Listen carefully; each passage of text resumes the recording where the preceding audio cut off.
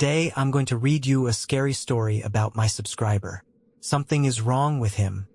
I guess the first thing you should know about me is that I've never been the type to question my own mind. I'm not some unreliable narrator, the kind of guy who loses his keys and accuses the walls of stealing them. My memory's sharp. Always has been. I remember birthdays, old phone numbers, the exact words my mom said the day my dad left. My mind is a filing cabinet and I'm the one who keeps it organized. That's why this whole thing has been so hard to swallow. His name was Ryan. No, his name is Ryan. I have to remind myself of that because the way things are unraveling, it's like even I am being trained to forget. Ryan's been my best friend since we were kids. Met him when I was 6 at some grimy playground behind the apartments where I grew up.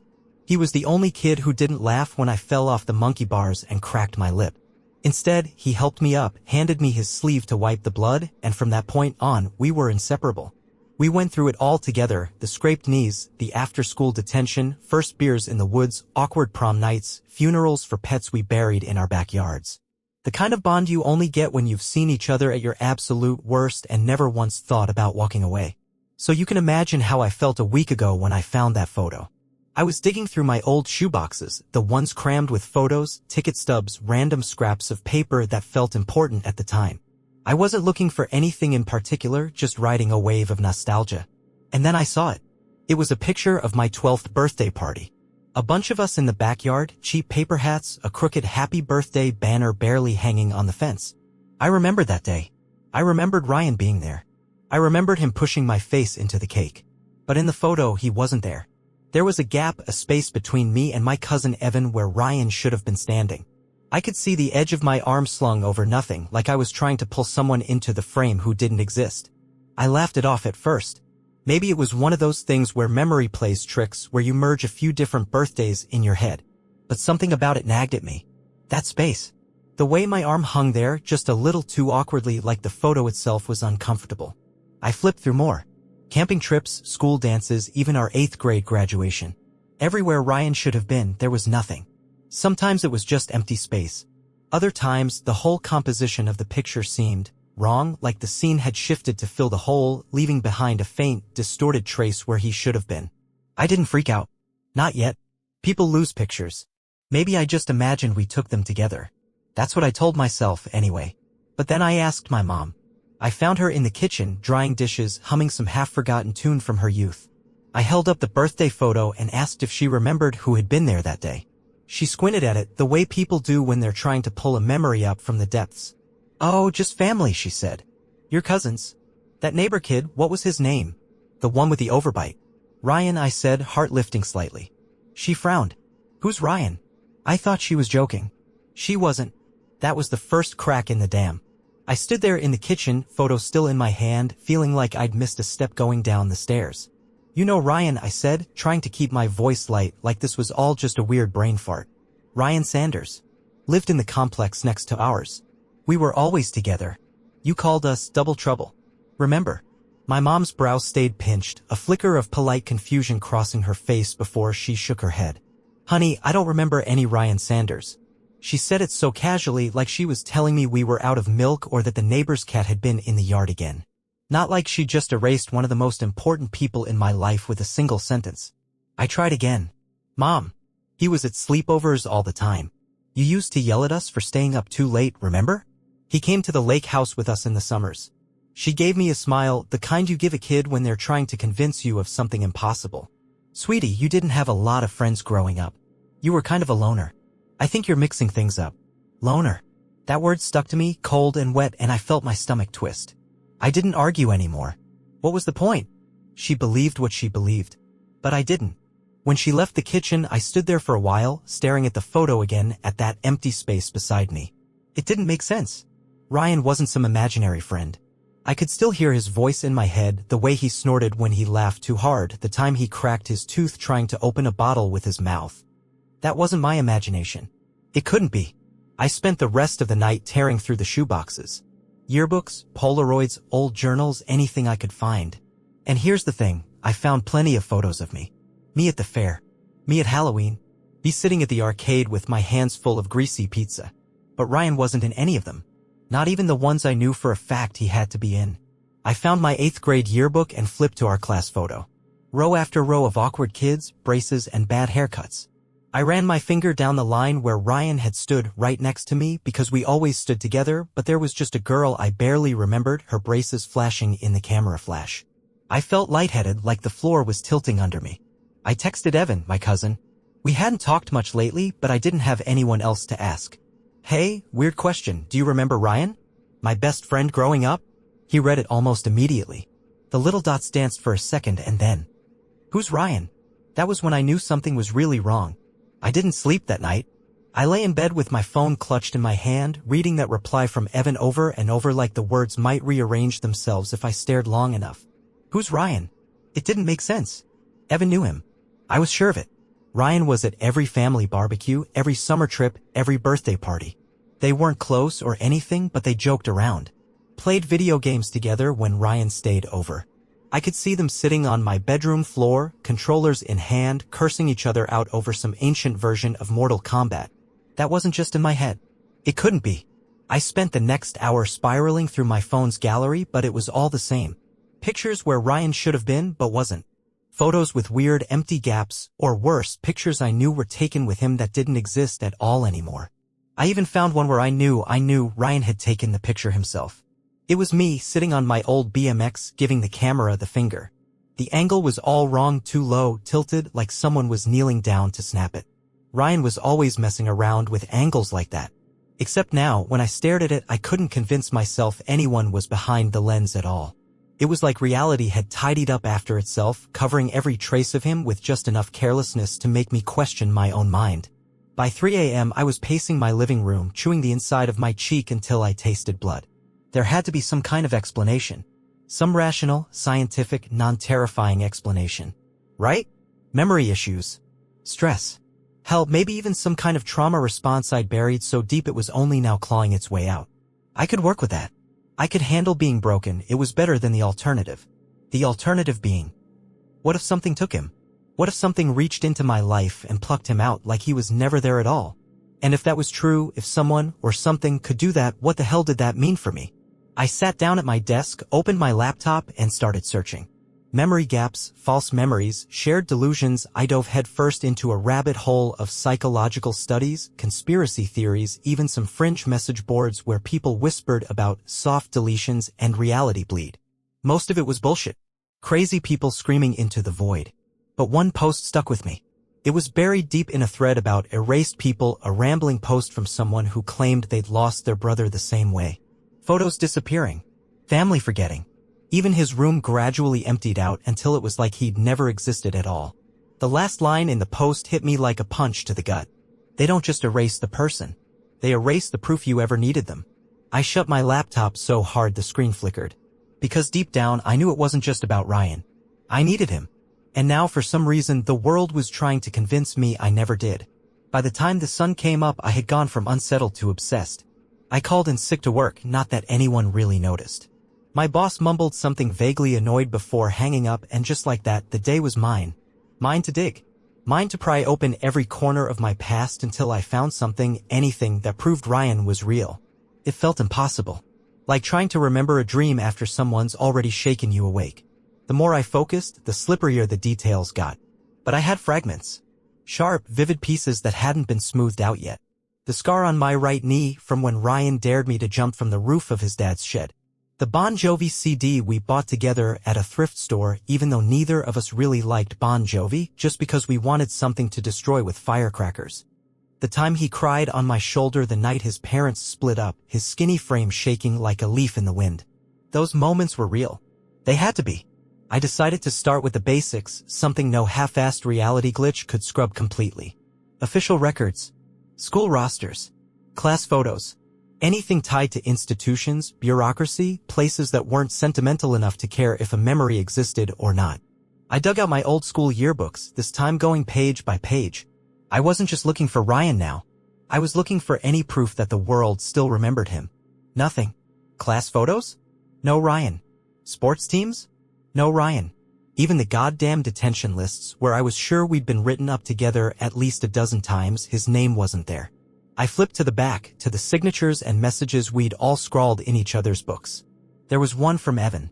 One from some girl named Melissa who had a crush on me for about 5 minutes. A few others from kids whose faces I could barely remember. But Ryan's? Gone. My own handwriting felt like a mockery, page after page where I'd scrawled stupid inside jokes and nicknames, but nothing from the person I'd shared more secrets with than anyone else. I was shaking by the time I shut the book. My whole body felt cold, like I'd spent the night outside in the rain. I needed to talk to someone. Someone who wasn't my mom. Someone who might remember a crack in this perfect, surgically removed reality. There was only one name that came to mind. Mr. Callahan. He'd been our history teacher all through middle school. One of those rare teachers who actually gave a damn about the weird kids, the ones who hung out at the edges of the playground. He always said we reminded him of himself. Ryan and I used to hang out in his classroom after school, mostly to avoid going home. We'd rifle through his old record collection while he graded papers, talking about everything from UFOs to whether history was just one big cover-up for stuff the government didn't want us to know. If anyone would remember Ryan, it would be him. I found his email address on the school's alumni page. He'd retired years ago, but they still had his contact info up for some reason. I sat there, fingers hovering over the keyboard, trying to decide how to phrase it without sounding insane. In the end, I just wrote, "Hey, Mr. Callahan, it's my name. I know this is random, but do you remember a kid named Ryan Sanders? He was in my class and we used to hang out in your room after school. Just wondering if you have any old records or photos with him in them. Thanks." I stared at the screen for a long time before hitting send. Less than 5 minutes later, my inbox chimed. One new message. I opened it, my pulse hammering in my ears. Subject, Ryan Sanders. Message. Sorry, my name, I don't remember anyone by that name. Are you sure you have the right school? Hope you're doing well. Take care. Mr. Callahan. I read it twice. 3 times. The floor felt like it was falling out from under me. Mr. Callahan didn't just forget Ryan. It was like Ryan never walked through his door at all. There's a kind of fear that's easy to explain, the sudden, sharp kind. The fear you get when someone slams on the brakes in front of you or when you hear glass shatter in the middle of the night. This wasn't that. This fear was slower, heavier, like a weight settling over my shoulders and pressing me down inch by inch. It wasn't panic. It was realization. If Mr. Callahan didn't remember Ryan, if even the man who gave us detention for setting off a smoke bomb in the science wing couldn't recall his name, then I was alone in this. Completely alone. I felt sick. My stomach twisted itself into knots so tight it hurt to breathe. I needed to get out of my apartment, the walls felt too close, the air too thin. I grabbed my jacket and walked without a destination, just moving for the sake of moving. The cold morning air stung my face, which was good. I needed to feel something other than the panic creeping into my bones. I ended up at the park. The same park where Ryan and I used to hang out when we were too old for the playground but too young to do anything else. The swings were still there, the metal frames rusted at the joints. The basketball court had been resurfaced, the cracks filled in and the graffiti painted over, but the bones of it were the same. We used to sit on the benches just past the courts, legs stretched out, talking about nothing and everything. I sat down now, right in the spot where Ryan always sat. It felt wrong. Like the bench itself remembered him even if no one else did. The wind kicked up and I caught the faintest trace of something familiar, his cologne. That cheap, awful body spray we all thought made us smell like grown men when we were teenagers. It was probably just in my head, but for a split second it felt like he was right there beside me. And then it was gone. I sat there for a long time, watching parents push toddlers on the swings, teenagers cutting class and vaping behind the bathrooms. The world kept turning, oblivious to the hole punched through the center of my life. I pulled out my phone and did the only thing left I could think of. I searched his name. Ryan Sanders. There were a lot of them. Some guy in Ohio with a lawn care business. A realtor in Florida. A teenager who'd gone missing in 2003 and was never found. But none of them were my Ryan. No social media profiles. No old MySpace pages. Nothing. It was like he never existed. My hands were shaking again, so I stuffed them into my pockets and just sat there, my mind spinning in circles. That's when I remembered something. It came back so suddenly it almost hurt, like a sharp tug on a loose tooth. The time capsule. In 8th grade, Ryan and I, along with a few other kids, had buried a time capsule in the woods behind the school. Stupid stuff mostly. Notes to our future selves, candy we thought would be vintage by now, a disposable camera with photos we'd taken that week. It was still out there. It had to be. And if reality hadn't gotten to it yet, maybe, just maybe, there'd still be proof inside. Proof that Ryan was real. Proof that I wasn't crazy. I was on my feet before I even knew I was moving, heart pounding with something dangerously close to hope. I didn't even bother going home first. The school was only a couple miles away and my feet carried me there like they had their own memory of the place, a muscle memory from years spent walking the same cracked sidewalks, cutting through the same vacant lots. The woods behind the school were smaller than I remembered. When you're a kid, a handful of trees feels like a whole forest. Now, it was just a thin strip of scraggly pines and oaks separating the soccer field from a row of tired-looking houses. But it was still there. The clearing where we'd buried the time capsule was half hidden by overgrown bushes and broken branches, but I knew it the second I saw it. Ryan and I had been so proud of ourselves back then, picking the perfect spot, just far enough into the trees that no one would stumble across it by accident. We spent a whole afternoon digging with stolen garden trowels, arguing about what to put inside, daring each other to pee on the tree next to it because we were 12 and idiots. I could still hear his laugh, sharp and wheezy, the way it always got when he found something funnier than it actually was. I dropped to my knees and started digging. The ground was cold, packed tight after years of rain and snow. I tore up chunks of dirt with my bare hands, fingernails scraping against roots and stones. It took longer than I expected, long enough for my breath to come in ragged gasps, sweat soaking through my shirt despite the chill. But eventually my fingers hit something solid. Plastic. The capsule was still there. I hauled it out, brushing dirt off the cheap Tupperware lid we'd sealed with duct tape. My hands shook as I pried it open, the tape cracking and peeling away like old skin. Inside, everything was damp and smelled faintly of earth, but it was all still there. The candy was a melted, rotted mess. The notes were water-stained, the ink smudged but still mostly legible. And the camera, the disposable camera, was intact. I almost laughed. The cheap yellow plastic was scratched and faded, but the film inside should still be fine. Those things were built to survive the apocalypse. I flipped through the notes, my fingers trembling so hard I almost tore the paper. Most of them were stupid jokes and predictions: who'd marry who'd get famous, who'd get arrested first. But then I found mine. My handwriting, unmistakable even after all these years. In case we forget, Ryan and me buried this on May 14th, 2005. Future us better still be best friends or else. It was there. In my handwriting. His name. Ryan. For the first time in days, I felt a flicker of something that almost felt like relief. There was proof. I wasn't crazy. Reality hadn't gotten everything. I stuffed the camera and the notes into my pocket and reburied the rest, hands trembling with adrenaline and exhaustion. The second I had cell service again, I Googled photo labs. I needed those pictures developed. Because if Ryan was in them, if even one single frame showed him standing next to me, smiling, laughing, existing, I'd have my proof. And if he wasn't? I wasn't ready to think about that yet. Because if Ryan was in them, if even one single frame showed him standing next to me, smiling, laughing, existing, I'd have my proof. And if he wasn't? I wasn't ready to think about that yet. The photo lab was a tiny shop squeezed between a dry cleaner and a pawn shop, the kind of place that smelled like old carpet and chemicals. The guy behind the counter barely looked up when I came in, just took the camera with a grunt and said the photos would be ready the next day. Felt like a lifetime. I barely slept that night, lying awake with my mind spinning through every possible outcome. If the pictures showed Ryan, even just one blurry corner of his face, it would be enough. Proof I wasn't unraveling. Proof reality hadn't swallowed him whole. If they didn't, I couldn't let myself think about that. The next afternoon, I was back at the shop, palms sweaty, heart hammering like I was waiting for test results that could decide the rest of my life. The guy handed me a small paper envelope, thick with glossy prints. "Some of these are kinda messed up," he said, sounding bored. "Water damage or something." I barely heard him. My fingers trembled as I opened the envelope right there at the counter, pulling out the photos one by one. The first was us sitting in the woods, laughing. Just a bunch of kids, sweaty and dirty from digging, holding up candy bars like they were trophies. But there was no Ryan. I was sitting next to a gap, a space where someone should have been. My arm was stretched out, like it was slung around invisible shoulders. The whole picture felt unbalanced, like the world itself knew something was missing. The next photo was worse. It was the group shot, all of us standing around the freshly dug hole, the time capsule at our feet. But Ryan wasn't there. Not even a shadow, not even a blur.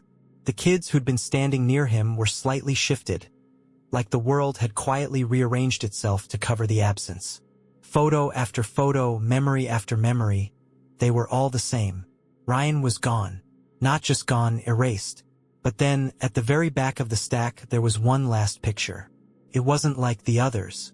It was dark, almost too dark to make out. Just a faint outline of trees and sky at dusk. Took me a second to realize what I was looking at. It was the clearing, the exact spot where we'd buried the capsule. And standing there, at the edge of the trees, was a figure.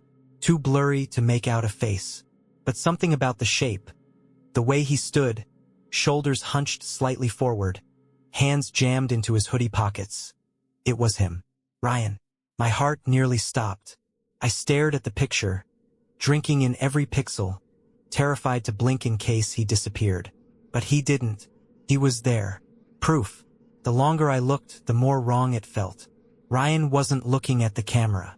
He was looking past it. At me. Like he knew. Somehow, even back then, that I'd come looking. That I'd be standing here years later, clutching this picture, desperate for proof that I hadn't imagined my best friend. There was something else, too. A faint smudge, just beside him. A distortion like heat shimmer in the air, or the edge of something too big, too wrong to fit inside the frame. And the look on Ryan's face, even blurry, even distant, was unmistakable.